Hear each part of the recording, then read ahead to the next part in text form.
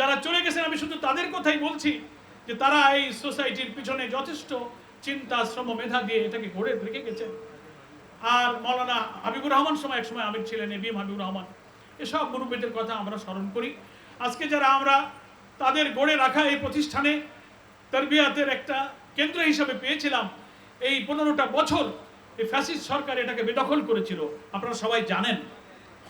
সব ঘরগুলো ভাড়া দিয়ে লুটপাট করে ভেঙে চুরে ইচ্ছা মতো দোকানপাটগুলো নষ্ট করেছে। মহানগরী সংগঠন আল ফারুক সোসাইটির তেমন কোনো ফান্ড ছিল না। এইটাকে ব্যবহার উপযোগী করতে আল্লাহরই হয়তো রহমত, আমিরে জামাত আসবেন, সেই বরকত আল্লাহ তাআলা এই ওসিলে আমাদেরকে দিয়েছেন। এখানে সব কিছু রিপেয়ার করে, যেখানে আপনারা বসেছেন এখানে সোলিং করে চারিদিকে ঘরটা নির্মাণের ব্যাপক কাজ চলছে। তো এখানে প্রায় 1,12,00,000 টাকার মতো মহানগরী সংগঠন ব্যয় করার কাজ অলরেডি করে ফেলেছে আলহামদুলিল্লাহ।